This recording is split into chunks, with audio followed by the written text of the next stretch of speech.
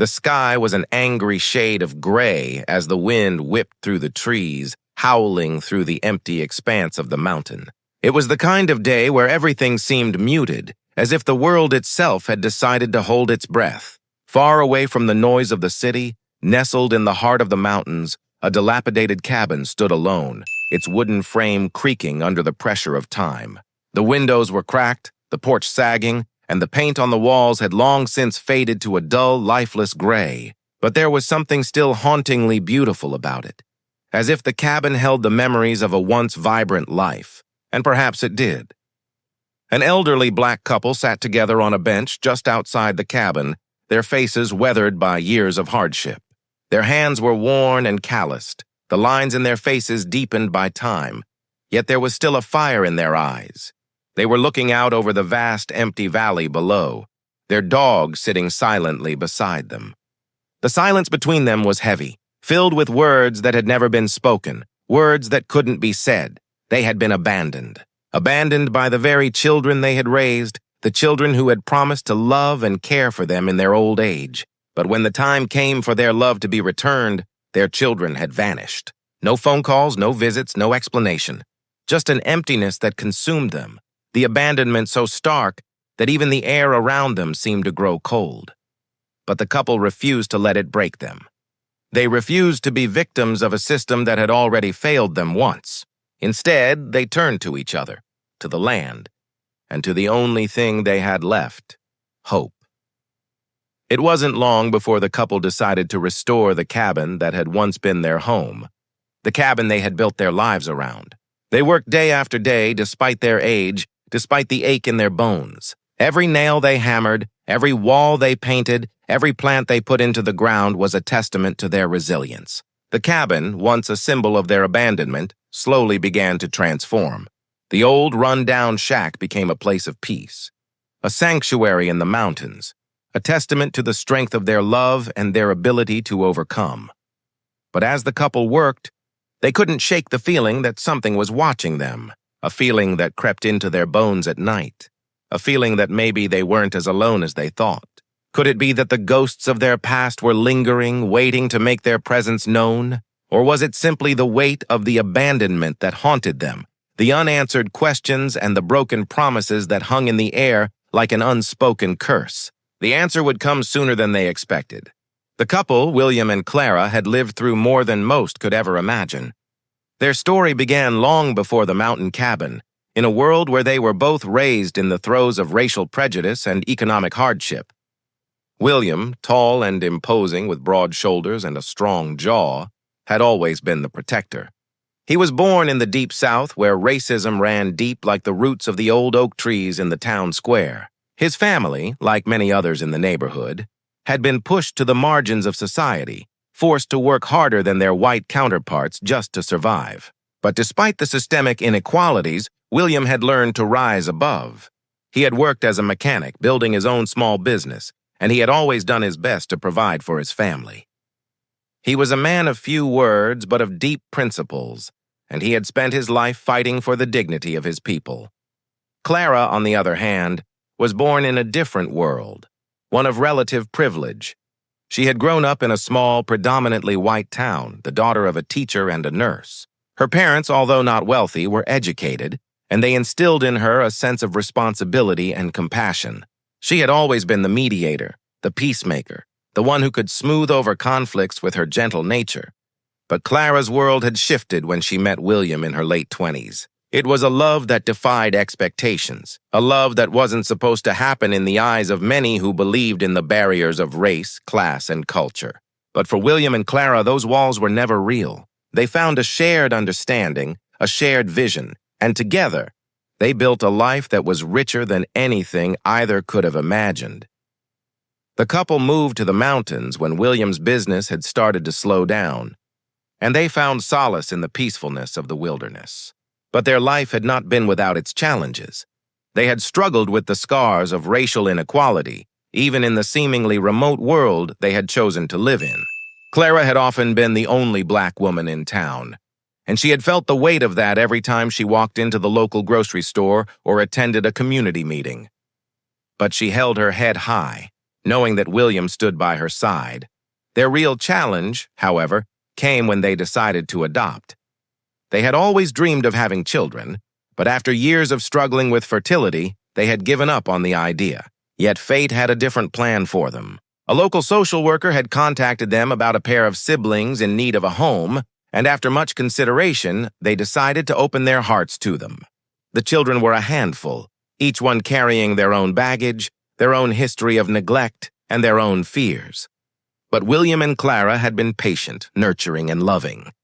They provided a home, a safe space for the children to grow, to heal, and to find stability. But as the years passed, something shifted. The children grew older, and as they entered their teenage years, they began to pull away. Clara and William tried to keep the bond intact, tried to show the children the love and support they had always given, but it was clear that the kids had other plans. They began to reject the family they had been given, pushing away the love that had once been so abundant. The couple was hurt, but they tried not to show it. They understood that adolescence was a turbulent time, but they couldn't help but wonder, was their love, was their sacrifice not enough? When the kids turned 18 and moved away, Clara and William were left alone, their hearts heavy with the weight of abandonment. The children had promised to come back, to stay in touch, but the years passed and the phone calls stopped. The visits stopped. It was as if they had never existed. The cabin had become a ghost of its former self. William and Clara had poured their hearts and souls into restoring it, but it felt hollow now, like a shell without its core. The walls were sturdy again, the windows intact, but the love that once filled this place had been replaced with an aching silence. They found themselves spending more time in the garden, planting flowers and vegetables as a way to distract from the growing emptiness inside. The dog, their only companion now, wandered the grounds, following them wherever they went. Despite their best efforts to move on, they couldn't shake the feeling of betrayal. Clara often found herself staring at the phone, willing it to ring to hear the voices of their children on the other end. But the silence remained. William, too, struggled with the resentment, though he tried to bury it deep inside. He had always been a man of action, preferring to keep his emotions in check. But the weight of it all, being abandoned by the children they had raised with so much love, was beginning to wear on him. One evening, as Clara sat outside, watching the sun dip behind the mountains, she heard the sound of footsteps approaching. It was a voice she hadn't heard in years. "Clara, we need to talk," came the familiar, cold tone. Her heart skipped a beat as she turned to face the shadowy figure standing at the edge of the clearing. It was her daughter, or the woman who had once been her daughter. "Why now?" she asked, her voice trembling, though she tried to steady herself. Her daughter, now an adult, shifted uncomfortably, avoiding Clara's gaze. I've been thinking a lot about the past." "Thinking about the past?" Clara echoed, incredulous. "And what exactly is it that you've been thinking about?" The silence between them hung heavy, and for a moment Clara's mind raced, trying to make sense of this unexpected encounter. What had happened to the girl she had once loved so deeply, the one who had promised to always be there for her? The woman shifted uncomfortably, her eyes darting away. I'm sorry. I just didn't know how to handle things. You know how things got. It's not easy growing up." Clara's heart tightened as she looked at the woman who had once been so full of promise, so full of love. "Don't you dare blame me for your choices. I gave everything to you." Clara's voice cracked with emotion. Everything. The silence that followed was deafening. The two women stood there, both with tears in their eyes, unsure of what would happen next. Clara's mind raced with memories of the good times, the shared moments of joy and family. But now, in the face of abandonment, she felt the sharp sting of the years of neglect. She wasn't angry with her daughter. She was angry with the system that had allowed this to happen, angry at the racism they had faced as a family that made them feel invisible, angry at how their love was always seen as secondary to others. "You think you can just come back after all these years and expect everything to be fine?" Clara's voice trembled with frustration. The daughter stepped back, her hands raised as if to defend herself. "It's not like that. I just don't know how to fix what's broken." Clara looked at her, the hurt so deep it felt like a wound that might never heal. You don't fix it by pretending it never happened. You don't fix it by running away. You fix it by showing up, by being here when we needed you. And for the first time in years, her daughter, realizing the depth of Clara's pain, the daughter took a step closer, the tears in her eyes now mirroring Clara's. "I know I failed you both," she whispered, her voice breaking. "I was scared, and I didn't understand the weight of everything you gave me. But now I see what I did. I see it, and I want to make things right. I want to try." Clara's anger softened, but the hurt remained, gnawing at her insides like a persistent ache. She wanted to believe her daughter, wanted to believe that they could somehow pick up the broken pieces of their family and start over. But the years of silence, the years of empty promises, made it hard for her to just let go of the bitterness that had built up. "You don't just get to come back and expect forgiveness," Clara replied, her voice raw with emotion. "We gave everything for you. We loved you and you left. You just disappeared." William stepped forward, his voice calm but filled with the gravity of the years of struggle. "Clara's right. You can't just waltz in and make everything okay again. But we also can't keep carrying this weight around. We've got to find a way forward, together. If you're really willing to be here, if you're willing to try." For a moment, no one spoke. The mountains around them seemed to hold their breath, as if waiting for the next step to unfold. "I want to try," the daughter finally said, her voice trembling. "I don't expect things to be perfect. I know I can't just erase the hurt, but I'm asking for a chance to make things right, to make up for the years I lost." Clara looked at her, her eyes searching her daughter's face for the sincerity she needed to see. After a long moment, she nodded slowly.